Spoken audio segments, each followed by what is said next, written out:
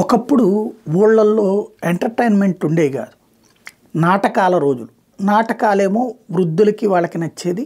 సాధారణ ప్రజలకు వచ్చేటప్పటికి అది తెలిసేది కాదు. దాని మూలంగా అంటే యంగ్స్టర్స్కి వచ్చేటప్పటికి సినిమాలకి కాన్సన్ట్రేషన్ ఉండేది. సినిమాలు అట్లా నడుస్తూ వచ్చినాయి.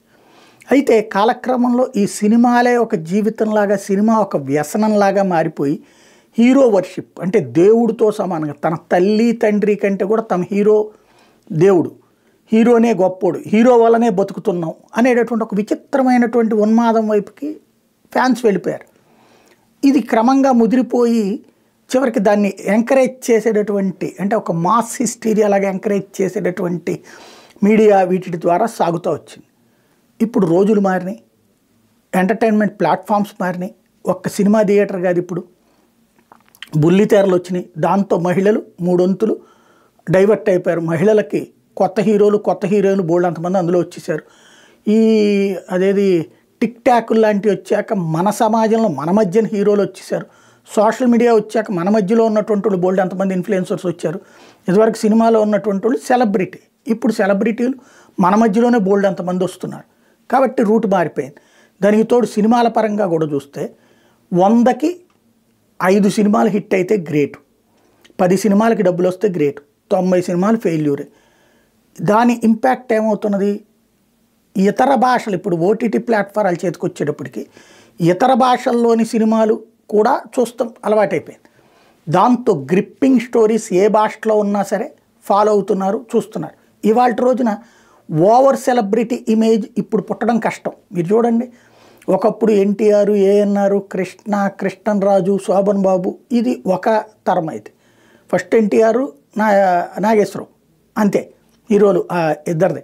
ఆ తర్వాత కాలంలో వీళ్ళకి పోటీగా వచ్చినటువంటి సెకండ్ తరం అనుకోవాలి, కృష్ణరాజు, శోభన్ బాబు వీళ్ళందరూ కూడా ఆ తర్వాత తరంలో వచ్చినటువంటి వాళ్ళు.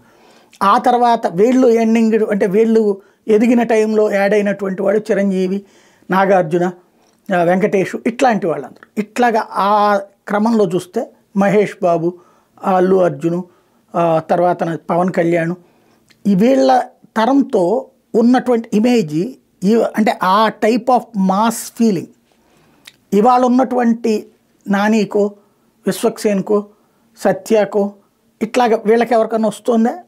రావట్లేదు. అంటే క్రమంగా హీరోయిక్ వర్షిప్ అంటే దేవుడు అని ఫీల్ అయ్యేటటువంటి లక్షణాలు పోయినాయి. ఇప్పుడు బాలయ్య ఫ్యాన్స్, చిరంజీవి ఫ్యాన్స్ అదొక దైవత్వాలు వాళ్ళకి ఆ రోజున. ఆ తర్వాత వచ్చినటువంటి వాళ్ళలో పవన్ కళ్యాణ్ అట్లాంటి దైవత్వాన్ని ఆపాదించుకోగలిగాడు. తర్వాత చూస్తే మిగతా వాళ్ళకి ఆ దైవత్వాలు లేవు. మహేష్ బాబుని ప్రేమిస్తారు కానీ దేవుడు అని ఫీల్ అవ్వడాలు ఇట్లాంటివి ఉండవు. మహేష్ బాబులు, అల్లు అర్జున్లు ఇట్లాంటి అందరిది కూడా దైవత్వాలు కాదు. క్రమంగా మారుతోంది. ఇంకొకటి వినోదం అనేటటువంటి దాన్ని దోపిడీ కిందకి మార్చేసుకుని టికెట్ ఇష్టం వచ్చిన రేట్లు పెంచేసేటప్పటికి థియేటర్లలోకి వెళ్ళడం తగ్గించారు.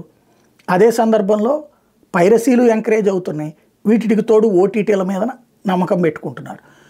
ఇవన్నిటి మధ్యన సినిమా పరిశ్రమ జాగ్రత్తగా ఆలోచించాల్సింది ఏంటంటే, ఒక దాన్ని ఏమంటారు, నీళ్ల మీదన ఉన్నటువంటి గుడ్డ లాంటిది. అది ఇప్పుడు జాగ్రత్తగా తీసారేయాలి, లేకపోతే కొట్టుకుపోతుంది. చాలా ప్రమాదకరమైనటువంటి సిచ్యుయేషన్. సినిమా రంగంలో ఉన్నోళ్ళు రాజకీయాలు చేయకూడదు, ఖచ్చితంగా చేసుకోవచ్చు. సినిమాలో ఉన్నప్పుడు సినిమానే నటించు, సినిమా బయట కూడా సినిమా గురించిన ఫంక్షన్స్లో సినిమాల గురించినే మాట్లాడు. అదే రాజకీయ వేదిక మీద రాజకీయంగా మాట్లాడు. కానీ రాజకీయాన్ని తీసుకొచ్చి సినిమా ప్లాట్ఫారాల మీద, సినిమాని తీసుకొచ్చి రాజకీయ ప్లాట్ఫారాల మీద మాట్లాడద్దు. దాని పర్యవసానమే ఇప్పుడు నడుస్తున్నటువంటి సంక్షోభం. అద్భుతంగా హిట్ అవ్వాల్సిన సినిమాలు అట్టర్ ఫెయిల్యూర్ అవుతున్నాయి, అట్టర్ ఫెయిల్యూర్ అవ్వాల్సిన సినిమాలు అద్భుతం అవుతున్నాయి. దాంట్లో మళ్ళీ ఏదో సెటైర్లు వేసుకుంటూ ఏదో సాగ తీసుకున్నంత మాత్రాన ఎంత పెద్ద ఫ్యాన్ బేస్ ఉన్నా సరే సినిమాలో గ్రిప్పింగ్ స్టోరీ లేకపోతే నడవట్లేదు.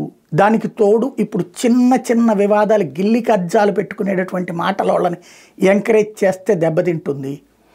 ఒక గేమ్ చేంజర్, ఒక పుష్ప, ఒక లైలా నేర్పుతున్న పాఠం అది.